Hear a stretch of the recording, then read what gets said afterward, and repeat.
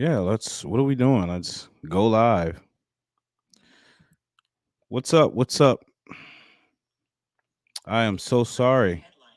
Uh-oh, let me get this right. Sorry about that, guys. I'm sorry. For those, I don't know if y'all just heard what I said, but I've had some difficulties with my equipment. I apologize for that, but nonetheless, we are here and we are back. I appreciate you guys for holding on and waiting out for a brother. Y'all know how it is. Um, make sure. All right, cool. Good, good, good, good. Let me see. Just want to make sure. Message of the podcast.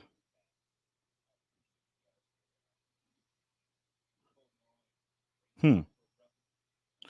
Okay. Yeah. I guess I just can't see the chats here on the screen, which sucks, but it's okay. I guess I'll just keep it going. But thank you guys for all patiently waiting for me. I apologize for that. Like I said, I was having some difficulties with my equipment. Sometimes that can be a bit of a headache. You know what I'm saying? Can hear you loud. Okay, you can hear me loud and clear. Great. Keep in mind, ladies and gentlemen, that there is a somewhat of a delay. I think it's like probably like 15 seconds delay. So you guys might say something in the chat that I may see. Um, I don't know. Just you may not hear it. It's just not going to be playing at the same pace that I'm talking to you guys on. But what's happening? It's been some time, haven't it?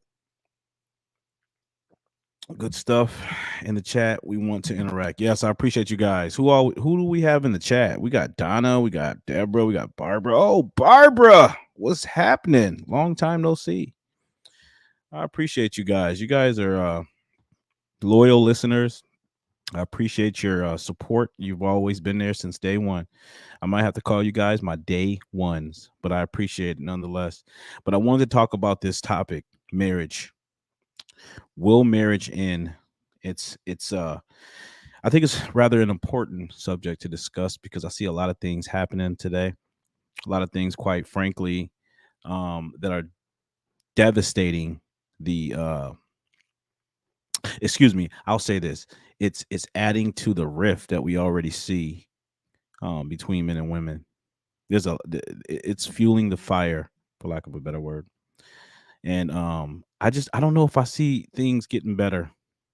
Good late night, Neil and ladies. Oh, hey, Janet, appreciate you. But I don't know if I see it getting any better. So I wanted to play this video by Jesse. I wanted to react to this divorce lawyer, Jesse Lee Peterson. I don't know if you guys are familiar with him, but he invited a divorce attorney on his show to discuss some of the egregious. I'm talking about the egregious ways the court discriminates against men. Ladies, we need you guys to understand this most importantly, because without solid Christian women of integrity, women of character, we're not going to be able to win this war. Because right now there's a war against morality and absolute sheer chaos and evil, and we need more women on the side with to fight with men. We just need it because there's very few men actually out here stepping out on the front lines.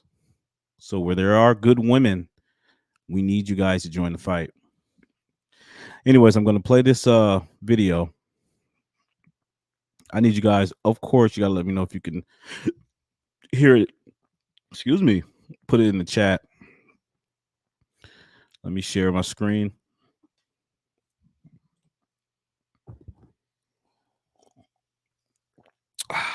That is some good stuff right there. All right, what do we got? Dippity dido. Okay, so I think that's it. Let's just do this. Chrome tabs. Thank you. There it goes. Like the video, ladies and gentlemen. Like the video as you come in because we're gonna have a deep talk discussion, and I want to hear your thoughts. I don't want to be the only one just going on a monologue here. All right, I don't want to be the only one monologuing. I want a dialogue. I want you guys to interact and give me some ideas, because we have to think of something. We have to come up with a viable solution going forward, because the institution of marriage will crumble. And oh, excuse, yikes! Can you guys hear me? The institution of marriage is under fire. It's under siege right now, and everybody knows that a nation, the backbone of a nation, is marriage and families. All right. And if we forget that, and we continue to just ignore and whistle past the grave, as the institution of marriage has become decadently inverted and subverted, and we don't do anything, I'm telling you, 10 years from now, artificial wombs and what do you call them? The those rubber dolls their men are starting to buy. Everyone's just going to be we're going to be living in the metaverse. That's what's going to happen. There's going to be no need for there's not going to be any human procreation. But anyway, I didn't mean to get all dismal on you guys.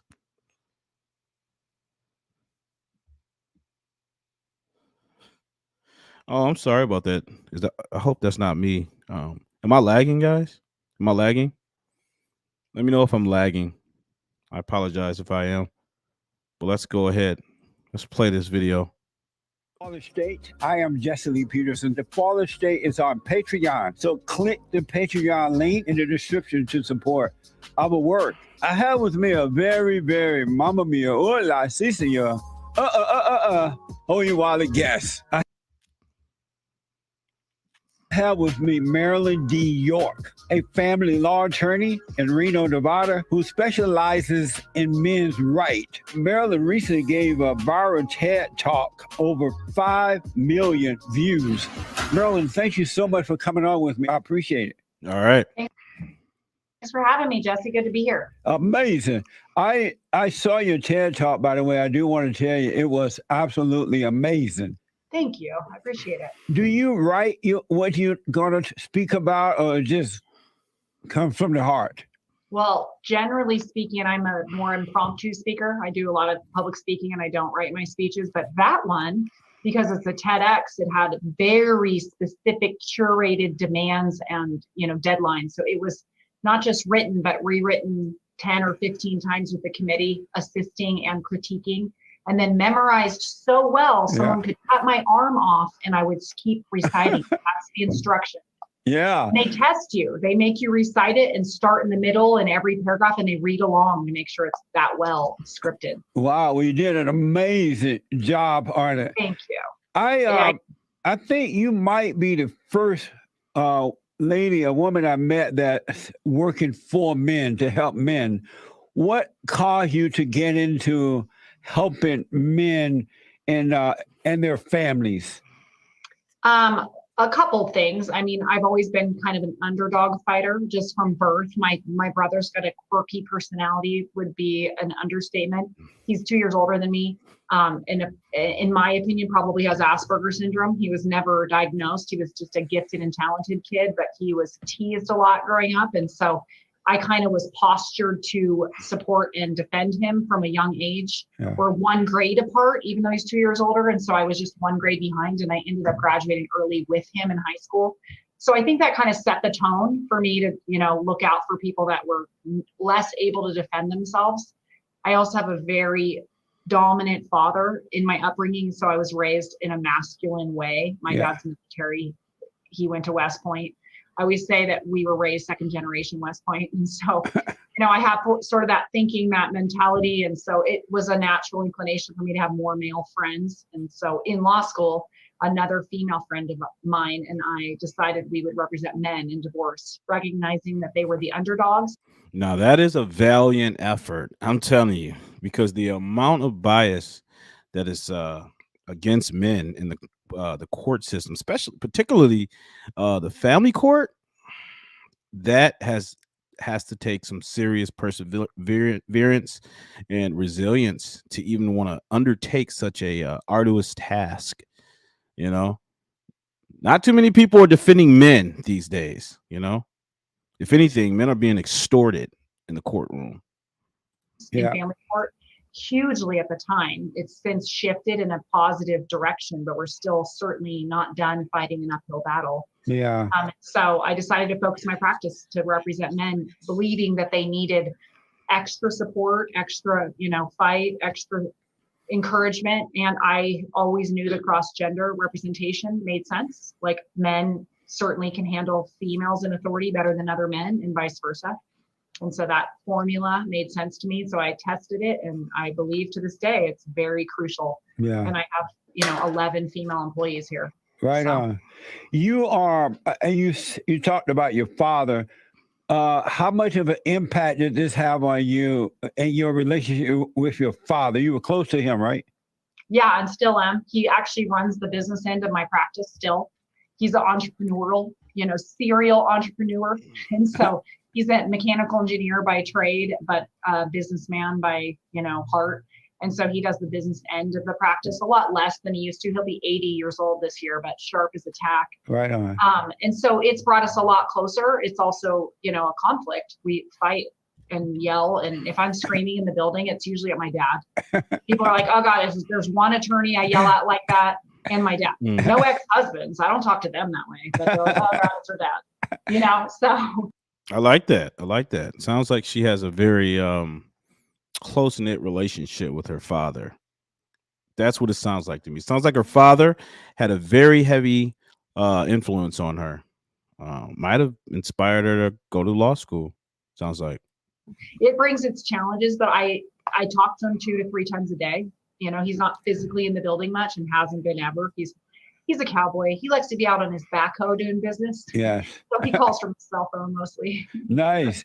I noticed over the years, for 31 years, we have been rebuilding a family by rebuilding a man in my nonprofit organization. And I noticed that women who have not grown up close to their father tend to not only hate their fathers, but hate all men, hate their husbands. Yes, yes, yes, yes. That is absolutely true. The fathers are the first men that daughters are to fall in love with, spiritually, of course, but in a fatherly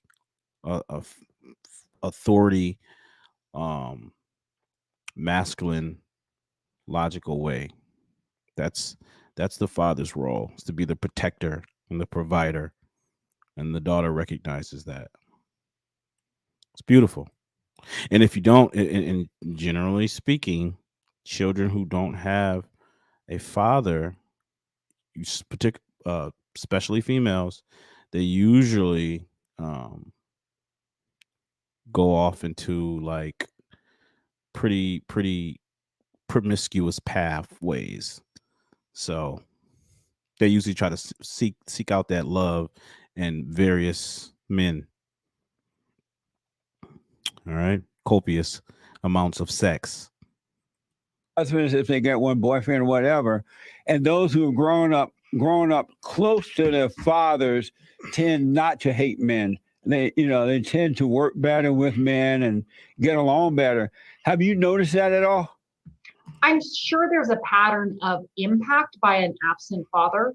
I think there's a neediness that some women experience when their father's absent, where they may actually be the opposite, where they want men desperately and they're more, anxious attachers to men Yeah. because they need that male connection and figure that they didn't have. I'm sure there's a group of women that hate and resent men because of the absence. I'm also sure that there are fathers that were not good to their daughters and physically or sexually, God forbid, abusive to them. And those women probably hate men the most because they have every reason to be. But I think it has a different kind of impact across the board. But I know statistically it has a negative impact on all children, gender. I just think, and Deborah, I just read your comment. I think that, well, in this context, they're talking about women who grew up without fathers, essentially just being absent from their lives, knowing that their father's still out there and alive, and they start to develop that resentment and that anger. I can't speak to your situation. I don't know, but I suspect that's what they're talking about. Aside Yeah. that boys without fathers are certainly greatly impacted as well. I mean, there's whole books on it, and statistically speaking, 200% more likely to use drugs and 80% more likely to drop out of high school and become homeless. And Now that is true. I actually want to read this guy for you guys. I got some stats. Um, Give me 1 second. I just had it. Uh-oh. Oops. Come on.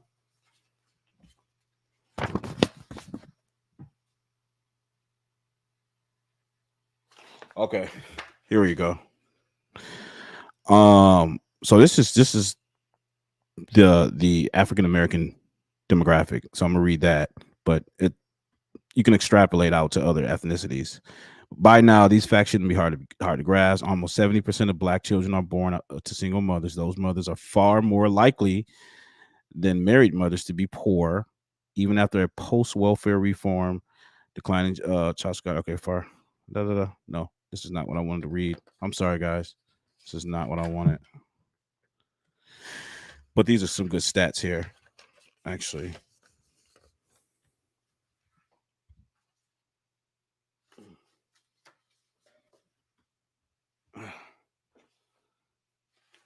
Oh gosh, where are you?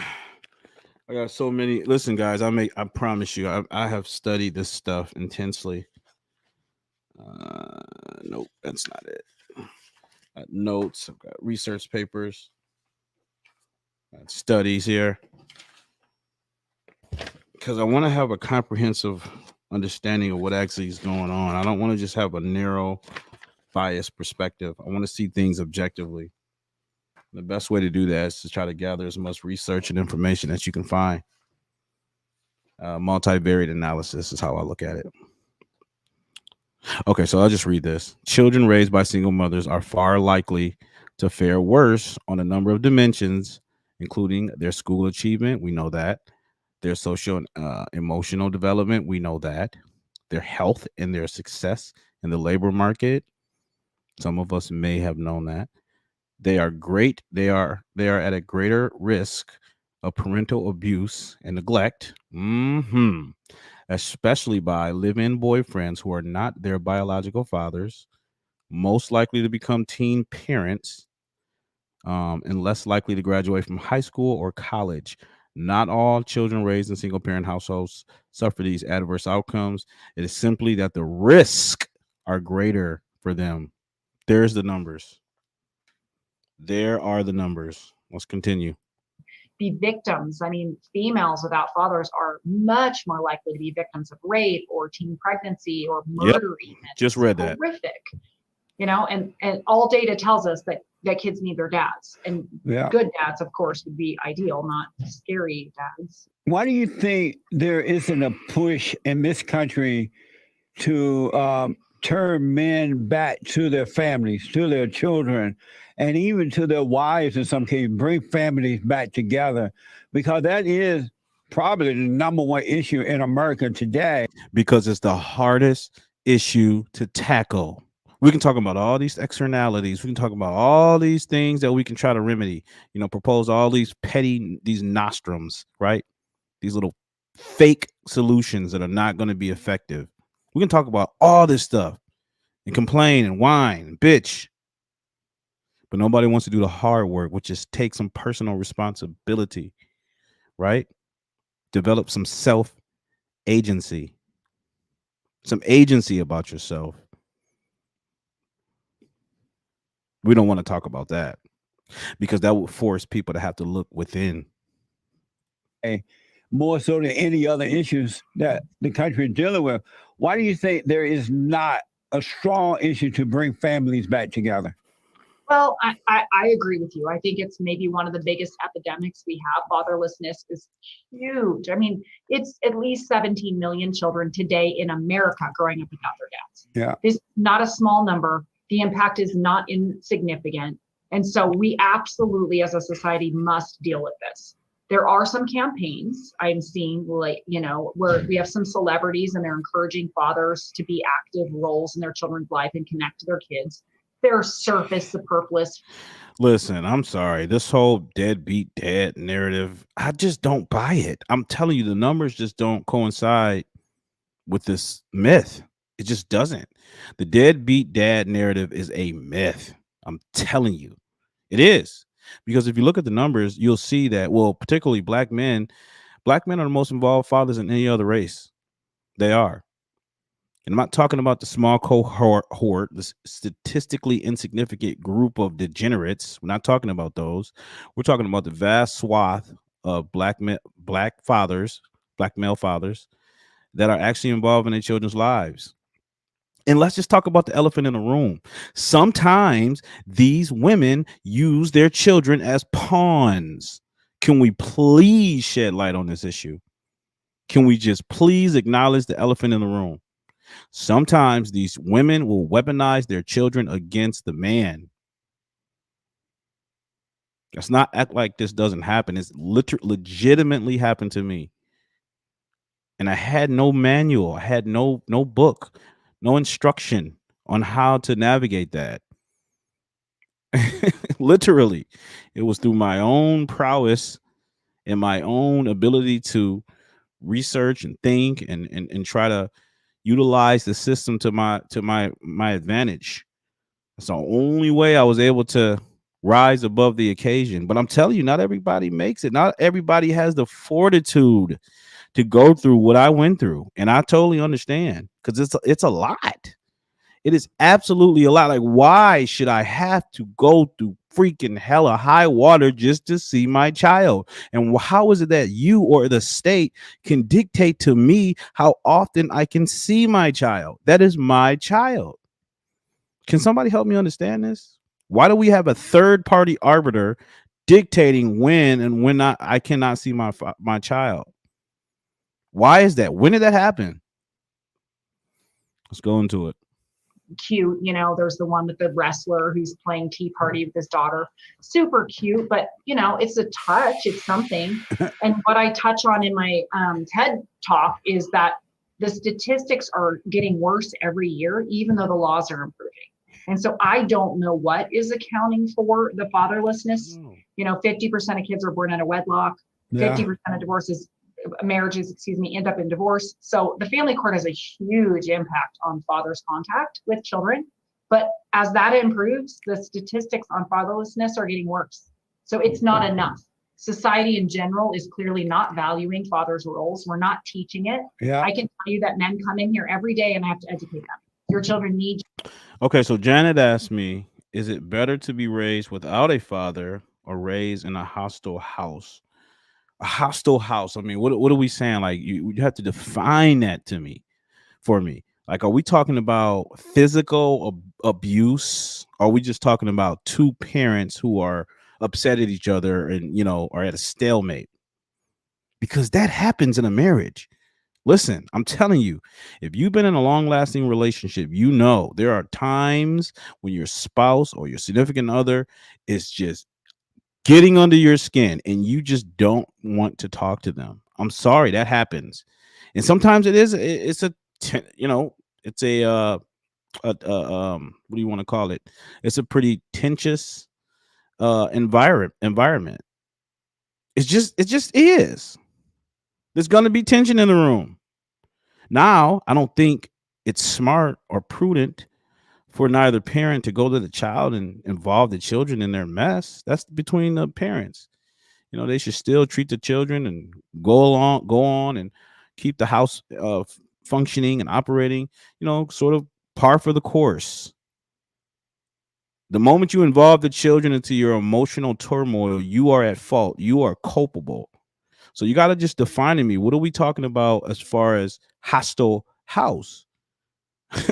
I mean, sometimes parents fight. That's just a fact of life. Here are the statistics why. when I say they need you, I mean not every other weekend. I mean half the time. Yeah. Like you have to be connected in their everyday school life. You teach discipline. You teach delayed gratification. Mothers give kids dreams. Without the combination, kids will not succeed. They won't have a dream and they can't. Oh, you hear that? Fathers inculcate discipline and instruction and structure in the kids, while on the other hand, mom promotes dreams and goals and things like that, which is, it's not no shame to that. That's great. Kids got a dream. So it's a delicate balance. Both mom and dad, father and mother, they complement each other. You know, that's why there's a perfect spiritual alignment that God instructed mankind to follow. And the moment you deviate from that, you open the doors to all kind of problems. All kind of problems. Can't achieve it. Like Amazing. it's the combination. It has to be you, and they're always shocked. I mean, these poor guys come in here and they had no idea they were important. It's like the first time they've ever heard it, and then they'll step up. I mean, just with that little tidbit of me, just some weird. Listen, Janet, look, I don't know the situation. My thing is, if we're talking about a married couple and it hasn't risen to the point of abuse and they're like physically, you know, getting into altercations with each other and things like that, I don't think that there should be any grounds. Look, me personally, I just don't think for better or for worse, sickness and for health. You take those vows before God. You have to. This is what it calls those vows into questioning when you go through some very rough, rough patches like that. I'm not advocating that you stick around if the guy is just slapping you around. I'm not saying that. I'm not saying, or vice versa, if the woman is just slapping you around and provoking you and things like that. I'm just simply saying every situation needs to be evaluated.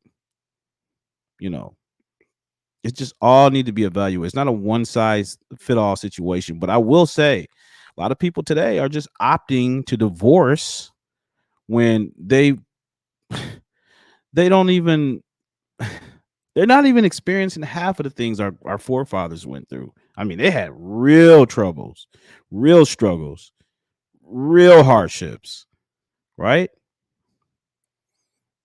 It was exponentially worse than what we are living today. We are blessed beyond measure in modern America today. Despite of everything that's going on, all the stuff that we talk about as far as why material prosperity, we're great. You can get whatever you want just by through a touch of a button. You don't even have to leave your house. Modern conveniences. Women are complaining about cleaning up. I don't want to cook and clean when you got a freaking air fryer, a dishwasher, a freaking washer machine. It's not like you're going out there and folding up clothes, putting them on the clothesline like my grandmother did. I mean, what are you complaining about? But yeah, Janet, I'm just saying, like, worst case scenario, separations are, probably an option. But I just think, there's some deep seated issues that may require some love and patience and understanding. And I know a lot of people just are too caught up in their own mess to even understand those principles. Lawyer telling them that. I'm not a psychologist, but they'll step up. So no one's educating dads on their role or moms on dad's role. Yeah. We all know moms are important. We're taught we're important. We're taught we're crucial from birth. There's no question, but men are not taught that and kids are not taught that. And so we need to educate kids too, so that they are part of the connectivity. Yeah. I can't, I see a bunch of teenagers or even preteens that don't make any effort. And when their dad reaches out, they're too busy.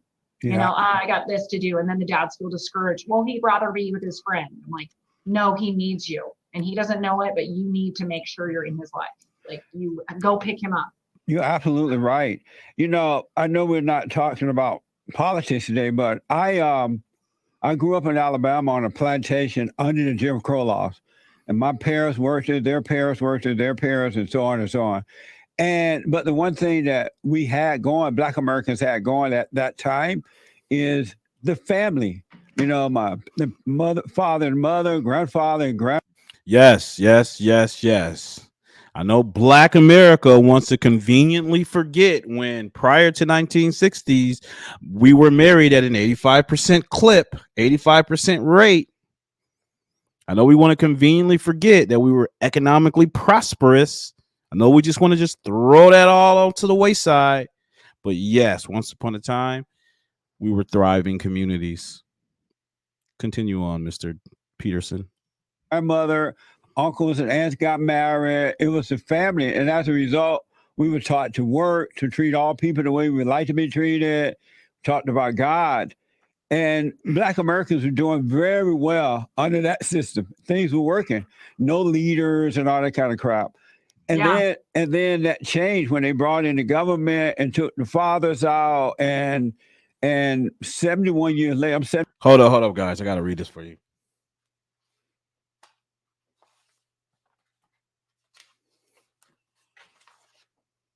Check this out. Check this out. The rise in Black income relative to that of whites, steady throughout the 50s, was sputtering to a halt. More Blacks were out of work in 1964 than 1954. So you mean to tell me more Blacks were unemployed 10 years later from 1954? Is that what I just heard? So under Jim Crow, under actual racism, quote unquote, scarecrows, Blacks were likely to be employed, more likely to be employed than what they were 10 years later. Fascinating. So instead of rates of Black male unemployment, instead of rates of Black male unemployment and welfare enrollment running parallel as they always had. Now understand what they're saying. What this is Patrick Moynihan report, guys. Instead of it running parallel, what it did was it in 1962 they started to diverge in a way that would become that would come to be called Moynihan scissors. So it kind of went like this, guys. Hold up. So it kind of went like this. The unemployment rate came down, and the welfare recipient rates went up. Okay, I'm trying to make scissors. So the unemployment rates, Black male unemployment rates went up. Excuse me.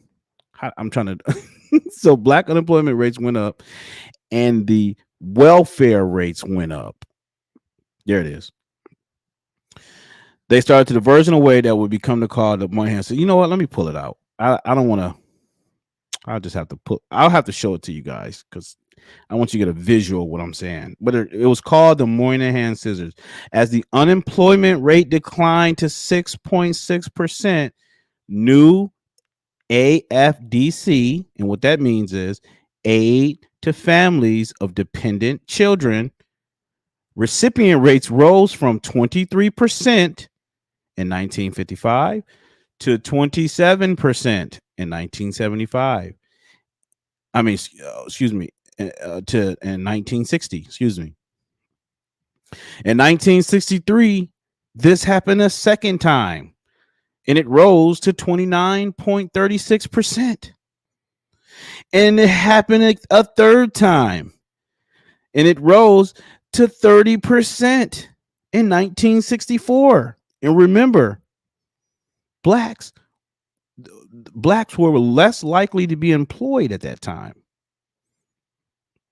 So although it was declining, there were still significantly more blacks working prior, but they were still entering into the workforce. So this whole narrative, what I'm trying to break down to y'all is they say the women had to take the government benefits because the men abandoned their homes. They weren't providing, they weren't doing their things. No, what the data shows, this is the Moynihan Scissors report. And I need you guys to look this up too when you get some time. What the data shows is that the black males started to enter the workforce. They re-entered the workforce, but yet the women, black women in particular, continue to collect and enroll themselves in the welfare benefits. So instead of taking the working man, they said, "I'll take the check from daddy government." Anyways, sorry, I didn't mean to go in a little diatribe right there, but I just had to kind of like, elucidate that point just a little further for you guys. 71 years old now. What? 71. Come on. You look like you're like my age. Well, thank That's you. not cool. That's not cool. Black don't crack. God, the sun is cruel to us whiteys, you know? We look real old real fast. Thank you. I appreciate that. And so, but because we have family, we believe in God. Black Americans were not blaming the kids were taught to work hard, to be responsible. We bought land and all kinds of things. But then they broke up the family, and 71 years later, they are blaming it on everything but the destruction of the family. They're not. They're calling it racism, sexism, white supremacy, all kind of ism, right? But it's about the family, and until we bring that family back together, it's not going to get better. Material things cannot resolve the family issue. We need the family back. Well, and I think two things. One, that society and our culture are too expensive. I mean, men aren't in the home because we can't afford our homes. Women aren't in the home anymore. Yeah. It's like it takes four incomes to pay for one household these. That is true. I'm trying to tell these ladies, man, this is not a single person's uh this is not a single people economy. With your boy Sleepy Joe in the office, and our inflation is just on fire right now. I don't understand how anyone's able to afford rent. It's just rising. It's going through the roof. But yeah. Days. So that's one of the reasons employers aren't encouraged to, of course, encourage family life, and the economy is not encouraging it. But the good thing that COVID did, one of the good things, is it created this artificial stop in time where dads were suddenly in the home again. I mean, I can't tell you how many of my clients were home for the last year working remotely, but they're suddenly involved in their children's daily lives when they're in their marriage and divorce, because suddenly women needed help. We're all going crazy with our kids home, and this online schooling is driving us batty. And so suddenly dads are involved again, and they're doing homework with their kids daily, and they're engaged in their lives, and we're planting gardens, and we're walking with our dogs, and everything's closed. We had to get back to the tilling the soil and coming up with creative ways to connect and kill time and be outside, because that was the only place we were allowed to be. And so I think it's been a really COVID definitely made a lot of people sort of stop and pause. Right? We all had to come to a grinding, screeching halt and just like get back to the basics, the bare bones. They were fighting for toilet paper. You guys remember that? I don't know if any of you saw the videos in Walmart, but these people were like frantic. Literally, it's like Black Friday. cool reset. And I hope we take from it the benefits and don't just go back to our stupid, dumb drive-through lives that we had before when it opens. Yeah, that's a very good point. I hadn't realized that about the fathers being home now, but that's a very, very good point. You're right about that.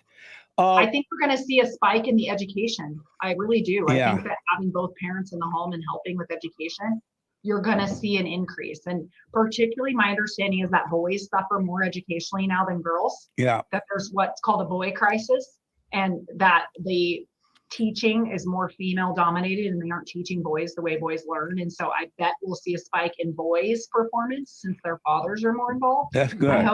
I hope someone watches and figures that out. Yeah, so it makes so much sense. What surprised you the most about divorce and custody issues when you started your practice?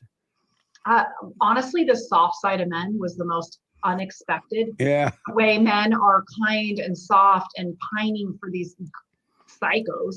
I mean, frankly, like these hideous psychos. I'm like, what? Let it go, man. I mean, God, guys are just soft. I had no idea they're sensitive, they're soft, they're compassionate. They want to see their, ex-wives be well no matter what, no matter how. That is true.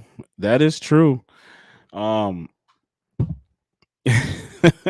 Usually men aren't look, men aren't usually bitter and hold a grudge like that after a divorce. I mean, most men. I'm not saying there aren't your, they're the outliers, but men are just typically just if it's an amicable departure, I think most men would just rather want to see his ex-wife or ex whomever live a prosperous life. You want to know why? Let me tell you a secret, ladies.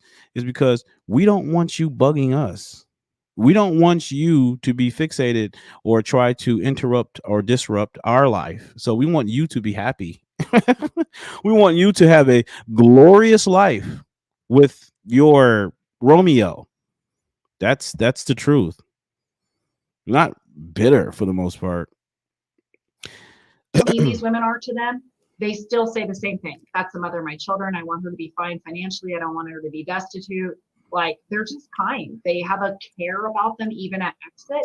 And this is a generalization. Of course, there's exceptions. I have plenty of men who are like butter burn. But generally, I find men to be really chivalrous, even in the context of separation and divorce. And they don't like emotional conflict. They don't want it. And so they avoid it by putting their head in the sand. They'll blow up, but they don't want it. And so they hope, oh, well, if I'm nice to her, maybe she'll be nice to me.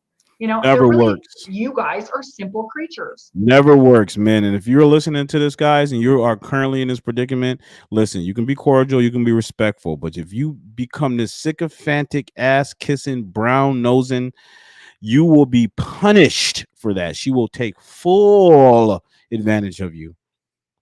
She will take full advantage of you. Be smart. Be smarter and wiser than the serpent. Don't let a woman take advantage of your kindness, okay? Be respectful, of course. I'm not saying be cantankerous or, contentious with your child's mother, but I'm saying, don't be a doormat. Do not. You just want peace. You want dinner. You like a little sex. You want to be valued. Maybe a little appreciation. Yeah. You'd like it to be easy for you to hey, your kid's here. Come pick him up. Take him to dinner. You don't want to be micromanaged. They don't, we don't need to browbeat you and try and manipulate and control how you read the book, how you change the diaper. Yep. It's just emasculating and traumatic to you guys when we have to tell you how to do everything. And no one's going to die changing a diaper. Let it go, moms. Yeah. Nobody's killed anyone changing a diaper. If it's backwards, it's funny. Breathe it out. It still holds pee. I promise. There you go. It's just, we're so controlling. I mean, I don't know what's wrong with us. Women are freaking controlling. She said it. Absolutely controlling. They want to project that stuff onto men. They're controlling. Men are controlling. They're abusive. They're controlling. I'm telling you, man, they expand that word abuse out to be whatever. That word abuse, emotional abuse, psychological abuse, all these arbitrary, ambiguous words, terms, buzzwords that don't even make any sense. Right? Let's just stick to reality. All right. He hurt your feelings because he told you the truth. And you didn't like the way the message was conveyed. That's just, look, what do you want me to say? Don't police how men talk. Men are direct. We are direct when we speak, direct, overt communicators. And sometimes it's a little brash. I'm not saying we shouldn't be polished in our message. But I'm saying, look, sometimes when the moment calls for it, you just got to say it like it is. Call a spade a spade. I'll see myself do it and be like, oh my God, stop. Yeah. Nice. I have to agree. I never thought that I would live to see the day when men are so weak and I mean, just sugar water, and just, and so I've been asking around, why are you so weak? In some cases, the men have been told by their mothers while raising them, you have to treat a woman special. You have to be this way with her, that way. So they're like teaching their sons to be weak. And then when they go out into the world, the educational system is adding on to what the mother has already done. Yep. But I noticed that with children who are coming from both parents or even just a father, they don't tend to be as weak like that. So I think the mothers in some cases are training their sons to be weak. Well, ironically, in my own family, my dad's one of the strongest volatile men I've ever known. And my mother is very meek and very subservient. She's a pastor. She's very traditional. My dad's military. And my brother grew up like my mom. He looks like my dad and acts like my mom. I look like my mom and act like my dad, which is both of my parents' worst nightmares. Like my mom could not have wished for a meeker daughter and not have gotten more irony there. And my dad similarly is just humiliated that my brother's walking around the earth with his face on him being a sissy. Like it's just hilarious to me that daily they're traumatized by this mix. And it's just the way the genetics fell. It took my dad 25 years to realize he put all his eggs on my brother and expected to create this man. And all he did was, I don't know what he got. He got nothing. Yeah. And then he tried to beat me into being less strong, and it just made me stronger. And so he finally just accepted it one day, and now here we are. But my mom has sort of accepted it too, although I'm sure she's praying for me every day to be the decent and an order daughter she dreamt of. Amazing. I want to ask you about the course, but first I want to make sure I congratulate you on the TED Talk. It was amazing. Were you surprised about how that talk resonated with the people? Yeah, I mean, honestly, like part of my struggle with the talk was it's a super complex topic. So squishing it into 15 minutes or whatever they give you was really difficult. So unfortunately, they carved out a lot of my personality because we didn't have time for my stupid stories and my dumb commentary, but that's where I'm most comfortable, being a jackass. And so I struggled with that talk because it was so serious. Yeah. And I love being serious, but I love a humorous side to seriousness. Yeah. And there wasn't time for it. And so I thought it would lose traction because it was boring, because I like to laugh. But I was shocked at how quickly, it went viral, and thrilled. I'm thrilled for fathers. I'm thrilled that people want to hear a woman talking about it. I've gotten only positive feedback. I'm sure there's negative comments on YouTube, but I don't read them. I gotta get her on the show, guys. Somehow or another. I'm gonna try to reach out to her. But I want to get her on the show because I would like to talk to her like face to face.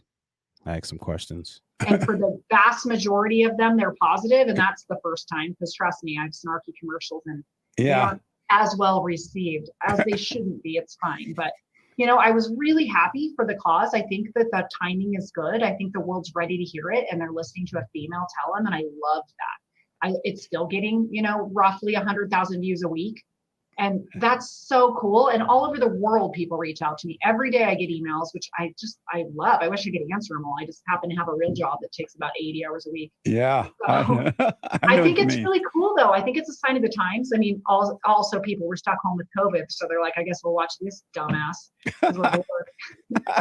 But hey, we'll just pretend it was my brilliance they were into. It was amazing. I have been telling men that when they go through a divorce or they're trying to get visitation right with their own children, that it's best not to even go to court. And until I met you, so now I'm gonna recommend everybody to you. But because when they go to court, they lose more than they gain. They have to pay for their lawyer, and then sometimes they have to pay for the wife, the ex-wife lawyer. Then they have to get a representative for the child in the courthouse. Yeah. These men can be financially devastated.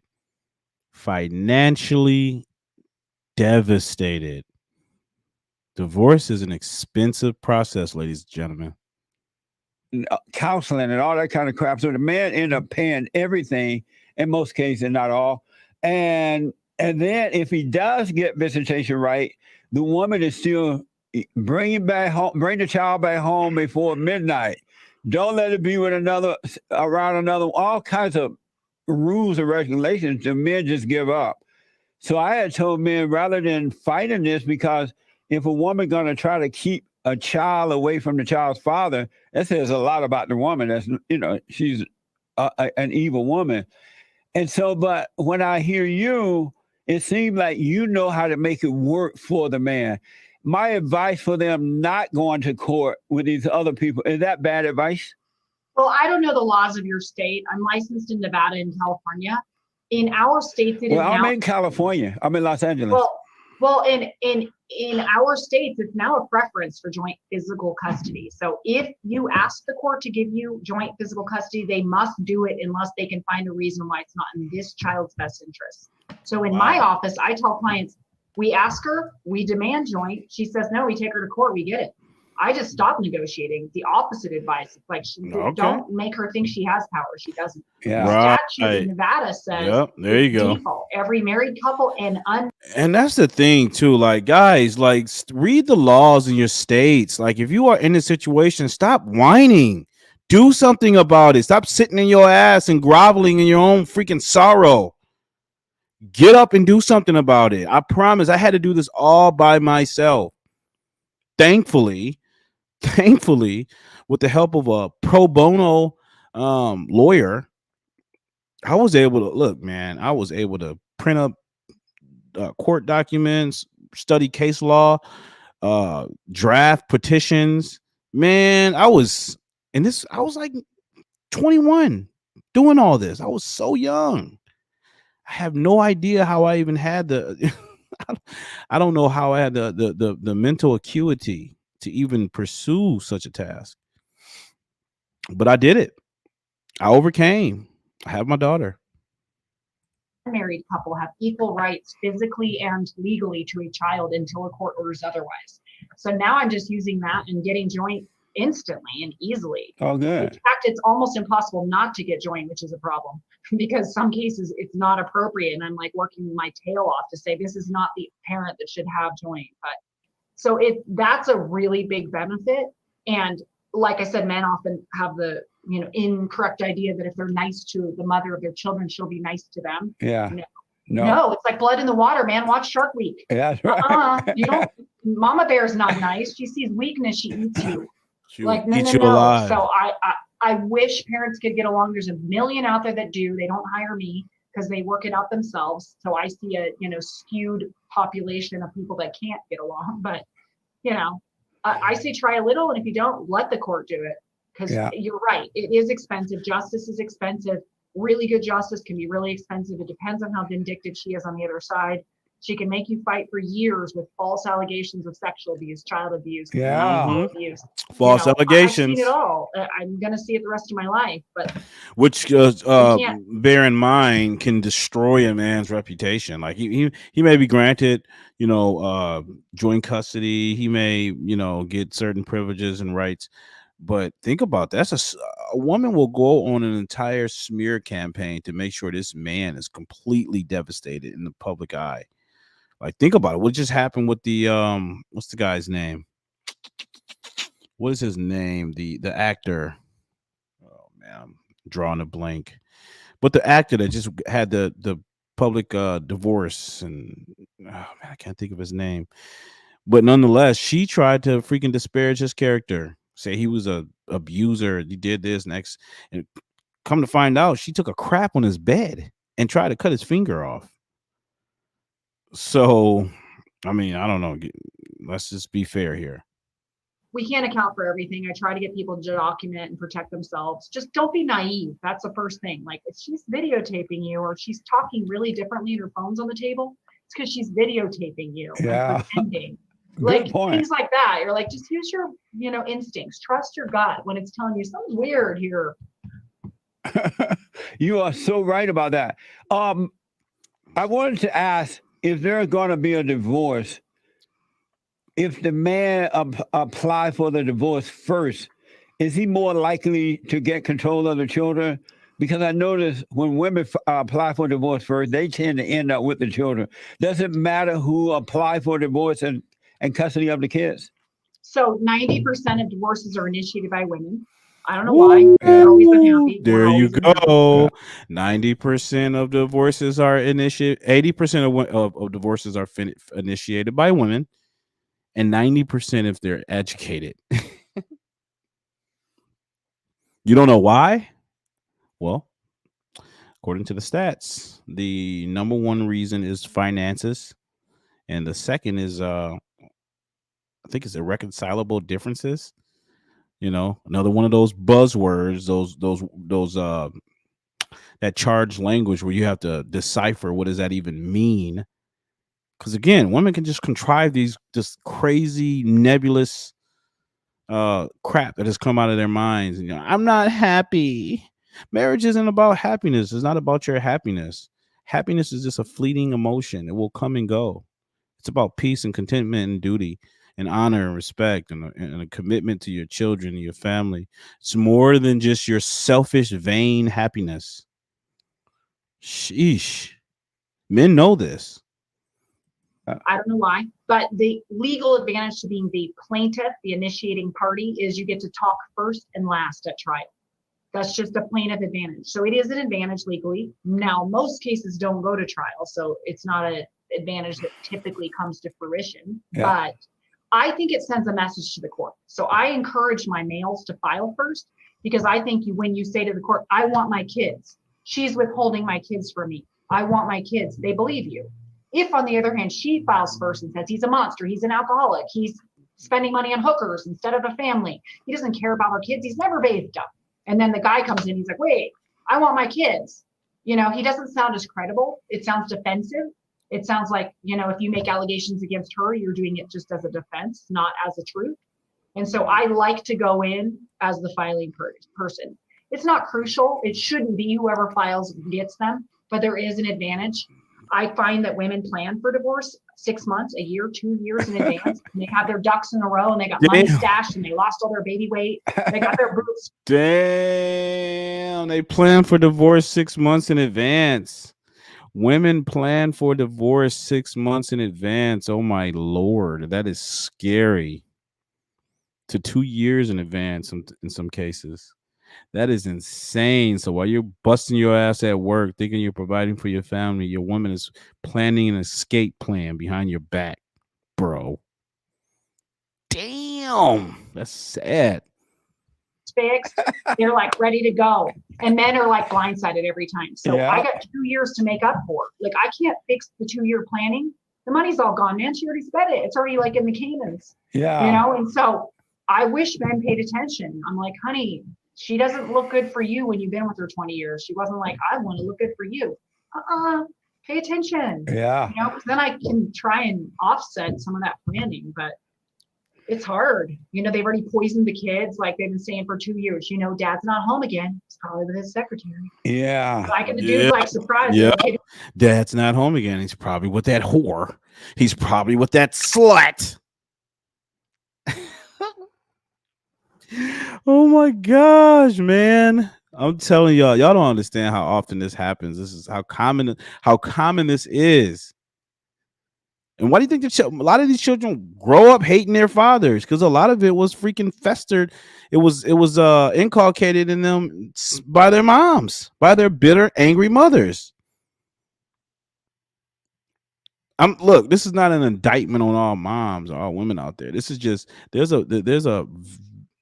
there's a large percentage of women out there that are male equipped to raising children.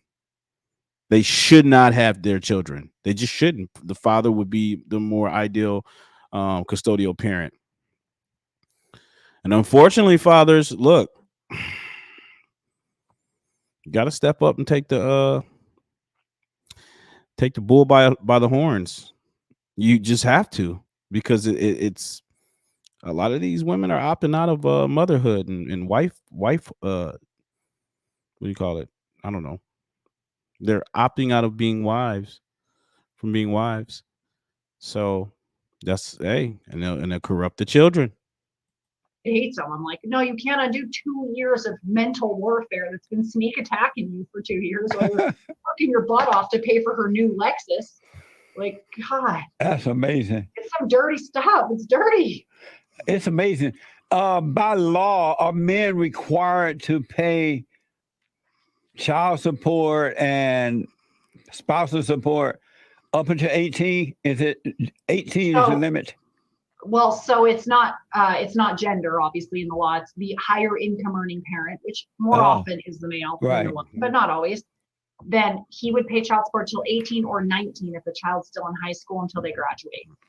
They have to be in full-time high school, but yeah, it stops when they graduate from high school.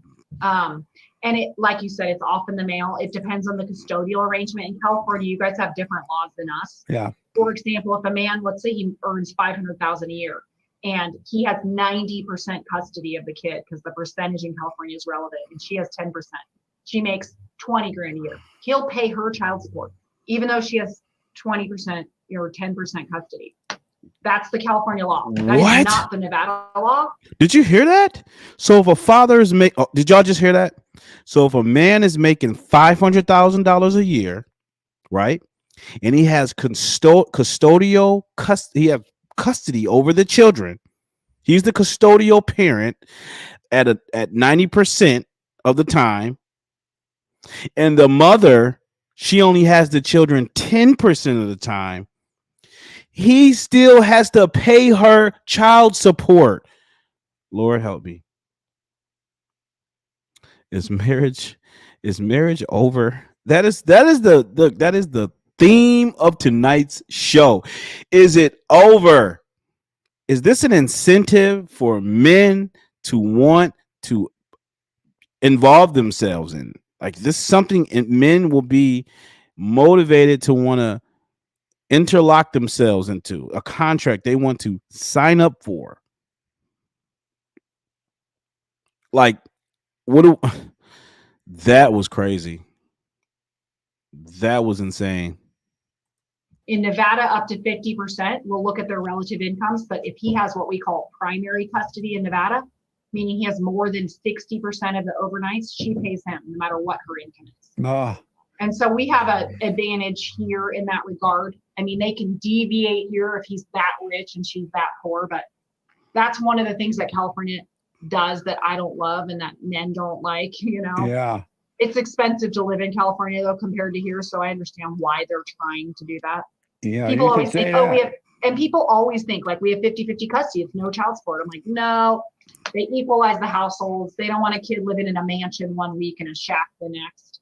So even if you share 50-50, Wow. they're going to figure out the richer person's going to pay some significant support to the other to try to bridge the gap so the kids' lifestyle. Oh, yeah. Bear in mind, ladies and acclimated. gentlemen, bear in mind that men pay alimony at what 90% of the time. Men are the ones paying alimony at 90% of the time. Okay, so just want to throw that out there. Yeah. To normalcy, which is, I understand, it makes sense. The problem is the men that come in and go, well, she's getting her nails done, she's getting her hair done, she got extensions, my kid's wearing floods and they're up his butt and she doesn't buy him food. And I'm like, yeah, guess what? You have a custody battle. Yeah. That's what the court says. If you have someone that is so neglectful of your child that they spend all the child support on themselves and neglect your child, you should take your kid away. This isn't a monetary problem. This is a parental problem. Yeah. And a bigger one than money can fix. Like, you don't get to micromanage the spending of your ex, but you can say they shouldn't have custody. They just are downright neglectful and being narcissistic and just wasting money on their vanity instead of their child. I mean, that's the answer. You also have an approach where you help men save money. And that's rare in going through these type of situations. How and why does your approach help men save money? Well, that's our intention. Obviously, best intentions fall sometimes, but I try to settle cases. It's better for the families to settle cases for a bunch of reasons. Emotional baggage, but mostly 70% of people are more likely to follow a court order if they agree to it. If it's imposed on them by a court, they are 70% less likely to follow it than if they agree to it. And so it's much better to try to garner an agreement with particularly the parent of the child. We don't want some stranger sitting on the bench making decisions about kids they've never even seen. Right. That's definitely not ideal. Right. I mean, thank God they're there. And lots of times I get great help from them. But the ideal is two parents that love and know their children making decisions together. So we do whatever we can to help people settle despite what people think. Right. But we don't do that to our client's detriment. But it's a lot less expensive to mediate and to try to negotiate and to try to, meet your partner halfway.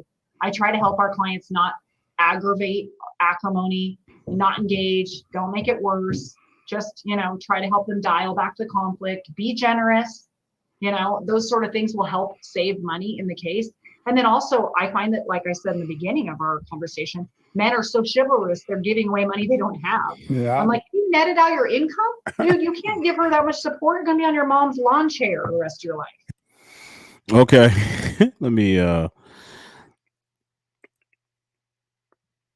get here. Okay. Ladies, I think I'm gonna put a pin in tonight's discussion, and we're gonna probably pick it up tomorrow because this is a really good topic, and I really want to finish this video. So let's call it a night for here. And yeah, and we can pick it up tomorrow. So sounds like a deal. So listen, I thank you guys for coming in. I know this is, relatively not important to a lot of people, but I definitely think it's important to discuss and bring to the forefront. So this is why I'm talking about it. I think it's important to talk about what are we going to do to bridge this gap between men and women, because that is the fundamental like I said, families are the fundamental building blocks of the community. And if we don't have families, we don't have marriages, it's going to completely descend into pure and sheer mayhem. All right. Mankind it will be forever transformed. Anyways, guys, I really appreciate you guys for tuning in. Like the video.